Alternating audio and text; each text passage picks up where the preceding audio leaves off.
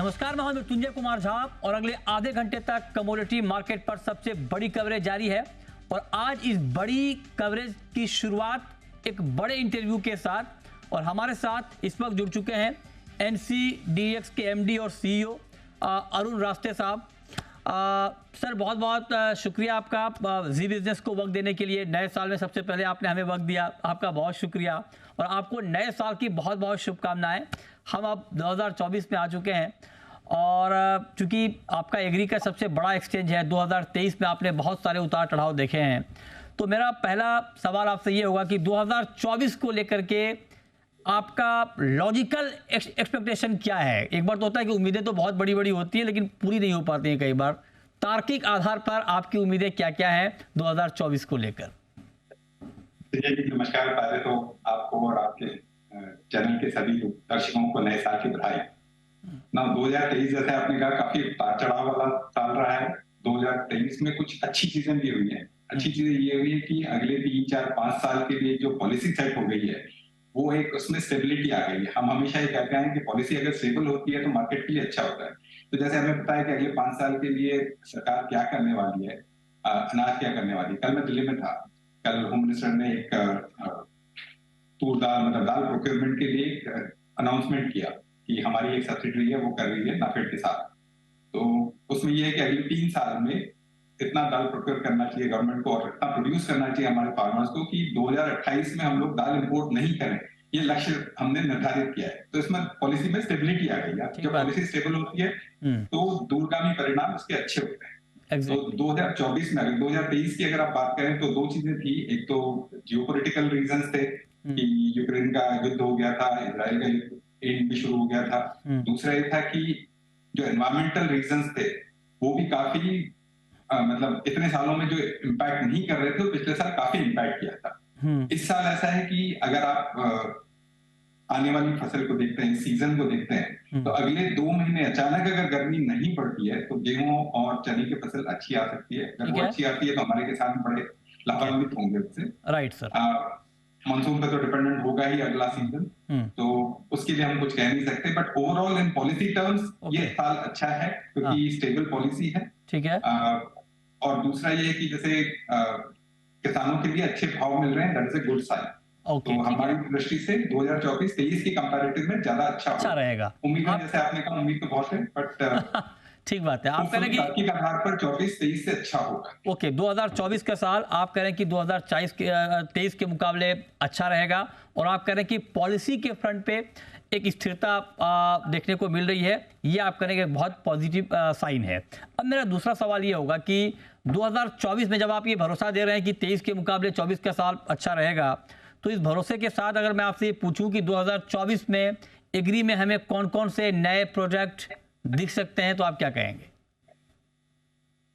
देखिए, सेबी की कमेटी होती है, उस कमेटी ने कुछ प्रोडक्ट गवर्नमेंट ऑफ इंडिया को अप्रूव करके भेजे हुए हैं। गवर्नमेंट ऑफ इंडिया से जैसे ही अप्रूवल आता है उसमें से कुछ प्रोडक्ट्स हम लोग लॉन्च करने की तैयारी कर रहे हैं। हमारे एक्सचेंज पर जो हम लॉन्च करने की तैयारी कर रहे हैं हम आपको पहले ही बता चुके हैं। उस पर हमारी तैयारी चल रही है। येलो पीस पर भी हमारे चीफ बिजनेस ऑफिसर आपके पास आए थे, उन्होंने कहा था येलो पीस की हम लोग तैयारी कर रहे हैं। वो जरूर हम कोशिश करेंगे उसको लॉन्च करने की। बाकी जो प्रोडक्ट्स नए हैं जिनके अप्रूवल्स मिल सकते हैं जरूर उनको लॉन्च करने की कोशिश करेंगे। ओके, ठीक है। तो येलो पीस आपने कहा और बाकी प्रोडक्ट भी आप कह रहे हैं कि वो लिस्ट में है। एक सवाल सर मैं पिछली इंटरव्यू भी आपसे पूछा था, बार बार ये सवाल पूछने का मन करता है कि जो आपके लिक्विड कॉन्ट्रैक्ट थे, मसलन ऑयल सीड के या पल्सेस में आप चना देख लीजिए, आपका बहुत लिक्विड कॉन्ट्रैक्ट था। इस पर जो बैन है वो 1 साल के लिए एक्सटेंड कर दिया गया लास्ट ईयर। अब वो बैन मेरे ख्याल से अक्टूबर, नवंबर, दिसंबर तक, मतलब 1 साल के हिसाब से चलेगा। क्या कुछ मिड ईयर में उम्मीद कर रहे हैं आप कि कुछ हो जाए, या 1 साल तक अभी मतलब अगले इस साल के आखिर तक अभी ना मानकर ही चला जाए? आपने मुझे मतलब जो आपने शुरुआत की थी कि तार्किक आधार पर बोल दो, उम्मीद मत रखो। तो तार्किक आधार पर तो यह है कि हम 1 साल तक मान के चल रहे कि नहीं आएंगे। उम्मीद तो दुनिया टिकी है सर। ठीक बात है। अच्छा, अब एक सवाल सर मेरा आपसे ये होगा, क्योंकि एग्री मार्केट की मैं लगातार एग्री के जो पार्टिसिपेंट्स हैं, जो ट्रेडर हैं, उनसे इंटरेक्ट करता हूँ, फार्मर से, उनका ये कहना है कि अभी जो एक्सचेंज पर ट्रेडिंग हो रही है उसमें ट्रांसपेरेंसी की कमी दिख रही है। मैं शुरुआत आपसे जीरे से करता हूँ। जीरे को लेकर बहुत सारे लोगों का ये आरोप है कि इतनी बड़ी तेज़ी आ गई, फिर इतनी बड़ी मंदी आ गई, तो वो बहुत सारे लोग कह रहे हैं कि ये फंडामेंटल के अगेंस्ट मार्केट का बिहेवियर है, जिससे छोटे ट्रेडर मार्केट से दूर हो रहे हैं, वॉल्यूम कम हो रहा है, और किसानों ने जो 60,000 55,000 का भाव देखकर सोइंग की थी, जीरे की जो अच्छी बुआई की है, वो किसान अपने आप को ठगा महसूस कर रहे हैं, भाव नीचे आ गया। इस पर क्या कहेंगे आप? बहुत अच्छा वो आपने पूछ लिया, और मैं आपके माध्यम से लोगों को बताना चाहता हूं कि कुछ चंद तत्व हैं जो गुमराह कर रहे हैं लोगों। पहली चीज, जब 20,000 से 60,000 हुआ था तो वो भी एक मतलब लोगों की तरफ से काफी उस पर टिप्पणियां हुई थी कि कंज्यूमर पॉइंट ऑफ व्यू से वो बहुत गलत था।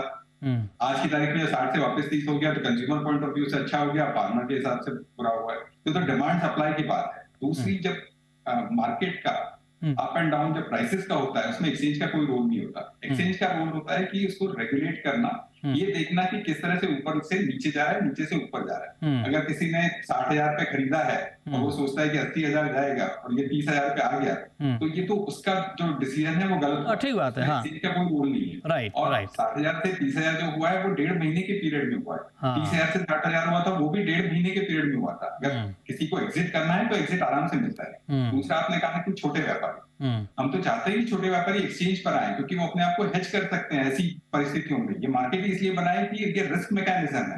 Future market is providing a risk mechanism, तो आपको हेज करने की अपॉर्चुनिटी दे रहा है कि ऐसी परिस्थितियां होती है। तो जैसे आज की तारीख में मार्च का और अप्रैल का कॉन्ट्रैक्ट हमारा लॉन्च हो चुका है, वो प्राइस इंडिकेशन दे रहा है कि मार्केट में क्या होने वाला है।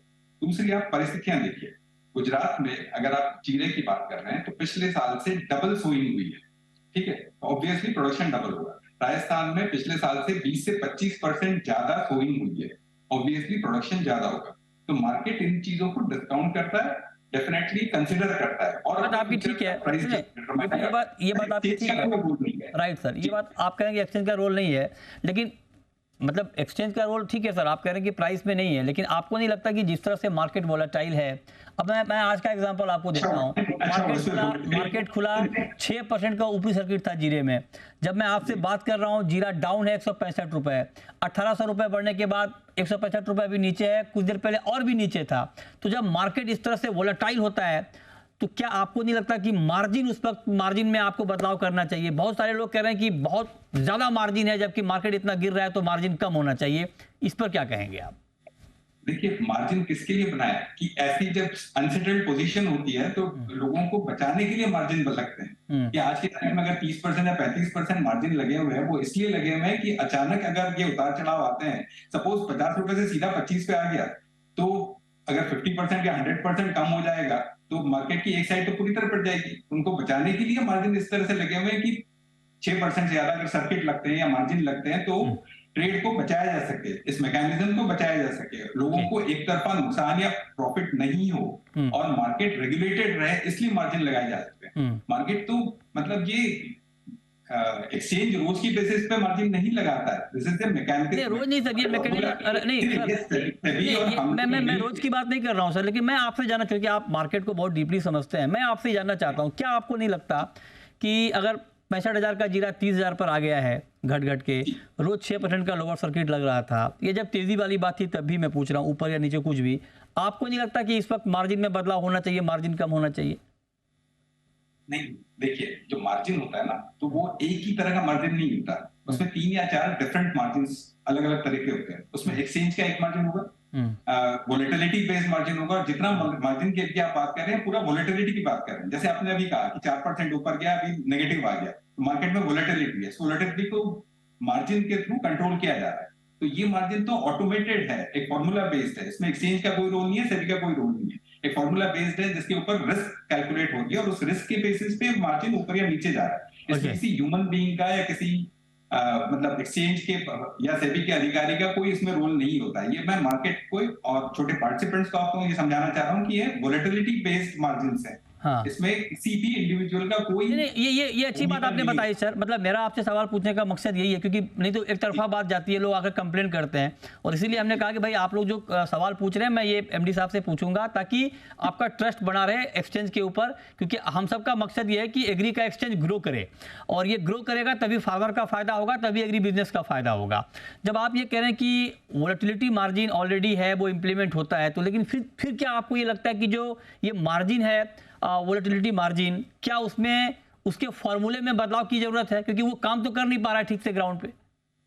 नहीं, काम कर पा रहे हैं या नहीं कर पा रहे, जैसे कि आपने कहा कि 4% बढ़ा, फिर नीचे कम आया, किसी कारण तो काम हुआ, या मतलब 6% से अगर ऊपर चले जाएगा तो फिर तो काम नहीं होगा। सपोज 20% उतार या चढ़ाव होगा तो क्या कर सकते हैं आप? कुछ नहीं कर सकते। इसलिए मार्जिन लगे हुए हैं, इसलिए लिमिट्स लगी हुई है, और इन लिमिट और मार्जिन की वजह से ही बहुत ज्यादा मतलब उतार चढ़ाव नहीं आ रहे, जिसको अगर एग्जिट करना है उसको अपॉर्चुनिटी मिल रही। जैसे मैंने आपको कहा कि ये 60,000 से 30,000 या 30,000 से 60,000 एक दिन में नहीं हुआ, एक दिन में नहीं हुआ, टाइम हुआ। ये बात ठीक है।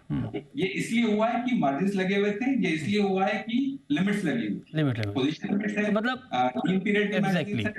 हाँ, तो जिन लोगों को इसलिए बाजार को हम रेगुलेट कर रहे हैं कि अचानक एक तरफा चढ़ाई या उतराई नहीं हो। ठीक बात है। अच्छा, अब एक आखिरी सवाल सर आपसे, आप चूंकि जुड़े हैं कमोडिटी कारोबारियों को और जो एग्री के जो हमारे किसान हैं, किसान भाइयों को और कारोबारियों को आप क्या मैसेज देना चाहेंगे? क्योंकि लोगों के मन में बहुत घबराहट होती है। हम तो इंटरेक्ट कॉलर शो करते हैं, बहुत सारे किसानों के सवाल आते हैं, कारोबारियों के सवाल आते हैं, तो उन लोगों के लिए आपका मैसेज क्या है? उनको आप क्या भरोसा देना चाहेंगे नए साल में उनके ट्रेड को लेकर? देखिए, दो भ्रांतियां जो लोग फैलाते हैं, व्हाट्सएप एक बड़ी बीमारी है, इससे भ्रांतियां तो उससे दूर रहिए, पहली चीज। जो देखना है आप एक्सचेंज पे देखिए, मृत्युंजय सिंह से बात कीजिए, ये हमारी पहली इनको मतलब रिक्वेस्ट होगी, क्योंकि आप साइंटिफिक जो तरीका होता है वो समझिए, इससे आपको फायदा। दूसरा ये कि जो मार्केट के इंडिकेशन रहते हैं, फ्यूचर मार्केट आपको आज की तारीख नहीं दिखा है। आज हमारे पास मार्च का, जैसे जीरे की हम बात कर रहे थे, जीरे का मार्च का रेट आपको अवेलेबल दिख रहा है उस फ्यूचर मार्केट। तो अगर अभी आज पता चल जाए, जब बोते समय पता चल जाए कि 4 महीने बाद मुझे क्या रेट मिलने वाला है, तो वो साइंटिफिक वे में अपना डिसीजन ले सकता है, उसे बोना है नहीं बोना है, क्या करना है। तो थोड़ा सा उनको ये जरूरी है कि आपके पास आए या एक्सचेंज की वेबसाइट देखें। छोटे व्यापारियों के लिए हमारी तरफ से ये गुजारिश रहेगी कि आप एक्सचेंज से जुड़िए, आपको हेजिंग मैकेनिज्म अवेलेबल है आपके लॉस या प्रॉफिट को बुक करने के लिए। आप जब लॉस होते हैं तो रोना शुरू कर देते हैं, प्रॉफिट कमाते हैं तो किसी को कुछ नहीं कहते। जब रोने की बजाय अगर आप एक्सचेंज पे रहेंगे तो आप हेजिंग कर सकते हैं अपने रिस्क को, और अपनी रिस्क को एलिमिनेट कर सकते हैं। तो आप एक्सचेंज से जुड़िए, ये हमारी उनसे रिक्वेस्ट है। चलिए, तो मतलब आप निराश मत होइए नए साल में, इसलिए हमने एमडी साहब को बुलाया कि आपको भरोसा दे। और हम पिछले काफ़ी दिनों से ट्राई कर रहे थे, सर को थोड़ी बेसुता थी इनकी, लेकिन आज जुड़े हमारे साथ। सिर्फ आपके लिए जुड़े हैं, आपको ट्रस्ट देने के लिए जुड़े हैं कि इतनी भी निराशाजनक माहौल नहीं है कि आप एक्सचेंज से दूरी बना लें। जो लोग कंप्लेन करते हैं, जो लोग मुझे मैसेज करते हैं, फ़ोन करते हैं, उनके लिए इंटरव्यू हमने कंडक्ट किया था, ताकि एमडी साहब हैं वो काम कर रहे हैं ग्राउंड पर। मतलब आप ये ना सोचें कि बिल्कुल एक्सचेंज ने छोड़ दिया आपके लिए, ऐसा कुछ नहीं है। ग्राउंड पर काम हो रहा है, मजबूती से काम हो रहा है। आपको ट्रेड का, आपको जो आप ट्रेड करते हैं उनको लेकर के भरोसा दिया जा रहा है। बहुत शुक्रिया अरुण जी आपका हमारे साथ जुड़ने के लिए और डिटेल में एग्री मार्केट पर बात करने के लिए।